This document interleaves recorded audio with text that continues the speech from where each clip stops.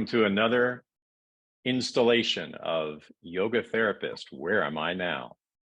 And today we're blessed and graced with Karen Klubertanz from the Lehigh Valley in Pennsylvania, near the Allentown area, if you wonder.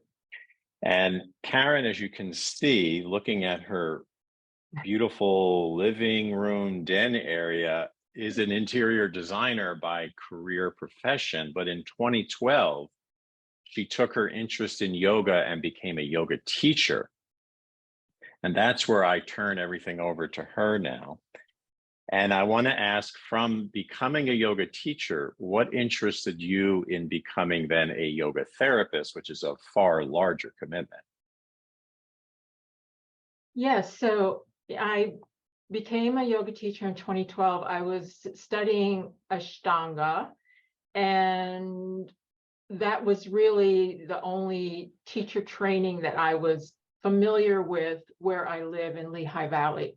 So I went on to get the teacher training in Ashtanga, and then within a few weeks of that, literally, I was asked to teach children, like 2 to 6 year olds, in a school for children with all abilities, including children with intellectual challenges. And so that's a big step from Ashtanga. But so Ashtanga, let me interrupt. Ashtanga yoga is more the origination of power yoga or fitness yoga. So very fast-paced, very challenging. It's a tremendously strenuous yoga workout type of yoga. So very different than what you would do with kids is what you're getting at, I guess. Yes, yes. And at the same time, working with the kids allowed my creativity to blossom. So, I just found so many ways to connect with them. A lot was through music and movement, but we would do yoga practices, then we would draw what it felt like in the body. I actually got to, for my yoga therapy training, fast forwarding, I got to do a project regarding one of the children who had sensory processing issues. So he could not feel sensations in his body, like his feet connecting to the ground. He was always bumping into things, and people thought, in real life, people would think he was a naughty kid because he was always bumping into everyone to understand where his body was in space. So I worked with him, and we did a lot of really grounding kind of stuff. And then I asked him after a few weeks to draw me a picture of what it felt like. And he drew a little picture of himself with legs and feet. And his mom was just amazed because that was the first time he drew himself that way. He never had legs and feet before. Wow. And so that to me showed how powerful the yoga is. Wow, that's a beautiful story. Talk about somatic awakening. Right. So I'm going to guess that working with these children, some disabilities mixed in, was probably very moving to you. And is that what led you to yoga therapy training? Because just for everybody to know, when you're a yoga teacher, it's a 200-hour commitment, 200 hours of training that can be broken down over a period of months. But yoga therapy is 800 hours broken over a period of 2 to 3 years. So it's a much more intensive program. What led you into the yoga therapy? Well, one of the teachers that I had for the training the children's yoga showed me like a whole different side of yoga, the more hatha type of non-active, non-body focused yoga. And she at the time was talking about looking for yoga therapy training where she lived in Toronto. And so that sparked my curiosity about yoga therapy. And when I did an online search, I was very pleased to find YogaLife so close to me Mhm. down by the main line of Philadelphia. And it took me a couple of years to really make the decision to sign up, but I did, and I was just ready to move forward and learn more about the philosophy behind the yoga and not just the body shapes. Right, right. So in the yoga therapy training itself, what was it like for you personally? And then we're going to hear about what you're doing now, which is so impressive. But just briefly, what were your personal gains from like learning the philosophy of yoga, maybe learning the psychology of yoga, how the practices work with the mind and so forth? Were there any special highlights? There were a lot of highlights because I was, you know, along with after learning Ashtanga, I was practicing with an Iyengar teacher here. So again, very specific body. And one of my moments of enlightenment came when one of my contemporaries in the class, it was an example where somebody was explaining a pose, a yoga pose that they had difficulty with, and we were there to guide them. So I went in and I'm like, okay, well, just shift your wrists and move your shoulders. And I was like, boom, the hammer kind of came down like, no, that's not, not what we're doing here. In a good way, it was a really something that I needed to hear. And so it's not about, what I learned is it's not about trying to fix the person. It's about listening to them and what they're going through, what they need. And so then in the midst of all of this, my husband was diagnosed with cancer. And so the yoga therapy really allowed me to listen to him instead of like this toxic positivity, like it's going to be okay and we're going to get through it. I was able to really listen to him, and we had conversations about spirituality, which we've never had before because, we both kind of had religions put upon us as young children. So, this idea of where do we go when we pass and what happens to us. And he said something so cool. As a musician, he was like, I always wondered what's going to happen to Bowie when he passes. Like, is he going to be a star in the sky? And maybe I would bump into him. Like that to him, that conversation was so good for us. And as far as a relationship, it brought so much closeness to us. So I really learned about the importance of listening to people and not sharing my opinions because I have a lot of them. So I really had to learn restraint, and that still is one of my mantras that I carry forward. Like for the year 2023, I'm still working on restraint. It's something that's a constant work in motion for me. But I think, Bob, I have something here, and I think it really is a tribute to what yoga therapy at YogaLife is, how it's different from other places too that teach yoga therapy, because I had an opportunity to be interviewed about something for the Yoga Therapy Today magazine. And they interviewed a group of people, and this was about the people who cannot visualize. So there's a portion of the population, I think it's 1 in 10 people or something, are not able to visualize. And so they asked these different yoga therapists about how we use visualization in our yoga practices, not knowing that this was the story, right, about people who can't visualize. And it said, in the summary, the last paragraph, it said, one of the most thoughtful pieces of advice I heard when asking yoga therapists what they'd say to a client who can't visualize was not a clever modification or an alternative wording.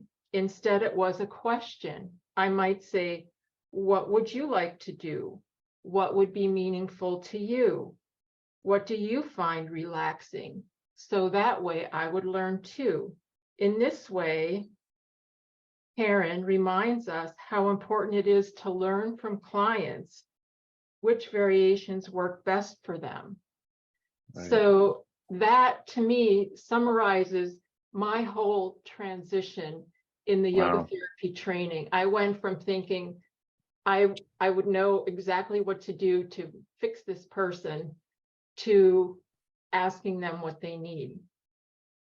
So you're basically giving us a very beautiful story of what we summarize as saying client-centered, where you help a person like discover the answers. And I know it's a cliche, but the answers lie within us, but we can't find them ourselves. So you're basically holding a presence and helping people tell you what they would actually need. And then maybe you show them a little bit about how to express that in a yoga practice. Right. That's wonderful. That's pretty powerful. And I'm glad that that writer understood what you said. I was You know, I was really yeah. shocked actually, but Yeah, because normally the normal approach, if for for you who are listening newer to yoga therapy, there's a therapy approach that says, I'm going to do 1, 2, 3 things in this situation and these 3 in the other situation, and we immediately launch into a program once we see somebody's basically got a certain condition. And then there's a different approach that is a little scarier for the therapist because you don't know exactly what's going to happen. And that's when you hold the space for the client. You listen to them, you still know the various protocols, but you also know that nobody is a protocol. Each person is an individual. And so we have to listen to them to figure out what's going to really apply. So it almost feels like we're not doing much, right? Isn't it kind of bizarre? Yeah, and very few spots does anybody listen. So now that you're, being a yoga therapist, I don't know if you want to start with a cancer center now where you're helping out, or Sure. do you want to tell us about that a little bit? Yeah, about 5 years ago, I was asked to join a Patient Family Advisory Council in the Lehigh Valley Topper Cancer Institute, and we're one of the 3 cancer institutes that are affiliated with Memorial Sloan Kettering. And so I joined this cancer institute, or the Patient Family Advisory Council. And one of the things that I was asked to do in the early years was to develop 3 integrative wellness goals. And so the first thing I did was talk to the lead management team about the power of the breath. And I was actually able to develop a brochure that goes into the new patient folders about breathing tips for stressful situations. And in there, it explains, takes them through, finding a quiet space, a comfortable place, and then breath awareness. And we also, on top of that, developed an initiative where anybody within the Cancer Institute could take 5 breaths with their care partner, whether it's the radiologist, their oncologist, someone in the fusion area. If they're feeling stressed, they can say, a patient or family member can say, can we take 5 breaths together? Or vice versa, the care partner can say, how about if we take 5 breaths together? So that was something that I got to put together. And then fast forward, recently I became a co-chair of this committee. And so that's opens up a whole new avenue of opportunities, places where we can make the Cancer Institute a patient and family care centered place. And so I just feel so grateful to be there. I also volunteer in the infusion area. And so I get to practice yoga therapy and karma yoga by having people yell out hello and saying, I like your shoes. And I have these shoes with big hearts on them. And then, just wanting to talk, and inevitably they will, talk about something that is maybe a little deeper on their minds. And I have this opportunity again to just hold a space and listen.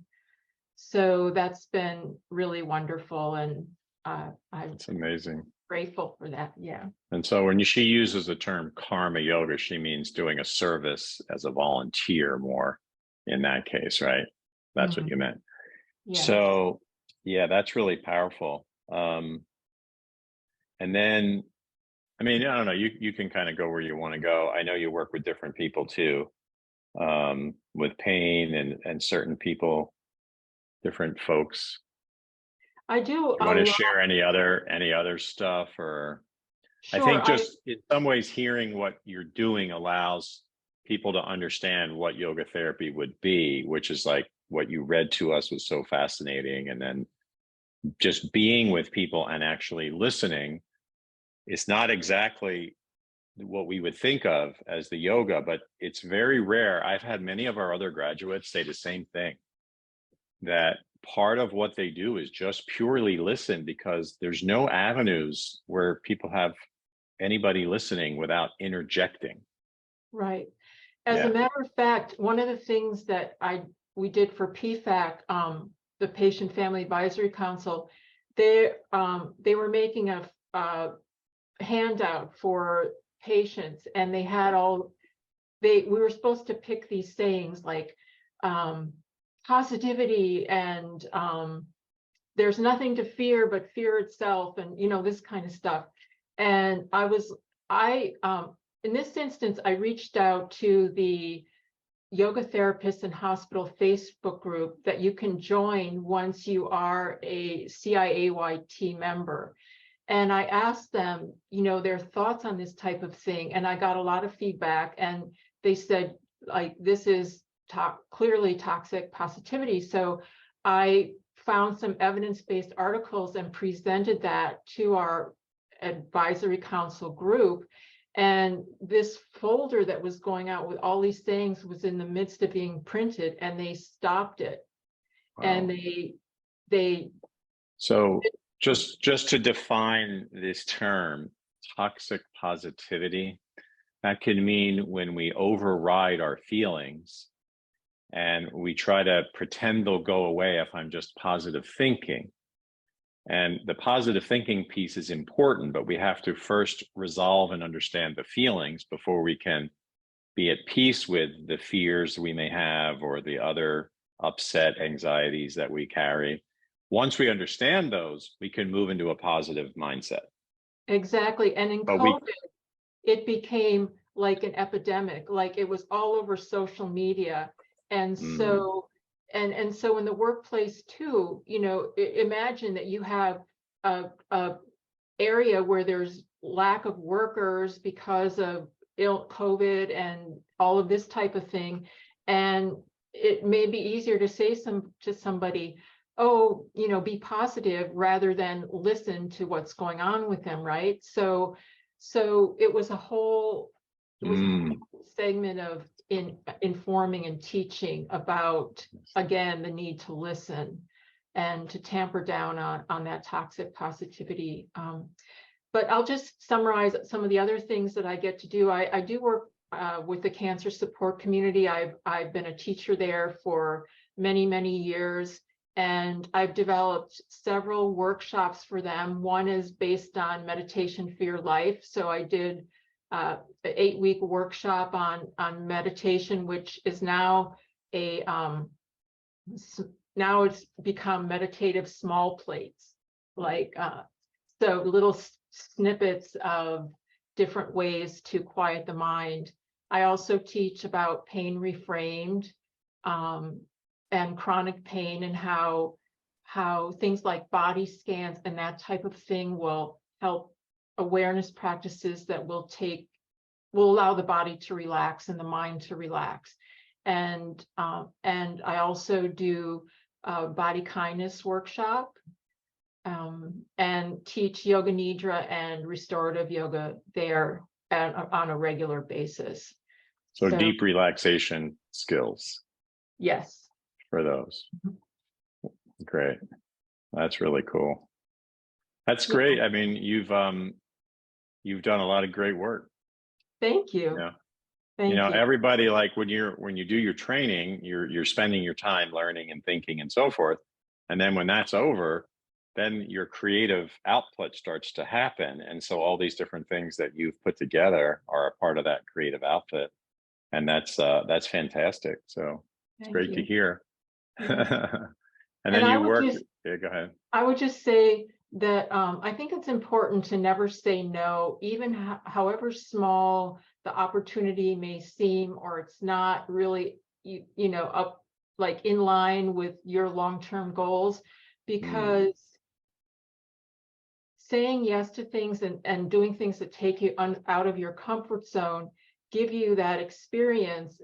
And for instance, I'm now teaching in a country club, and I was hired to help create some programming there for restorative yoga and mindfulness, for family yoga, for meditation for children, things that you wouldn't normally find in your standard country club yoga menu, but things that are not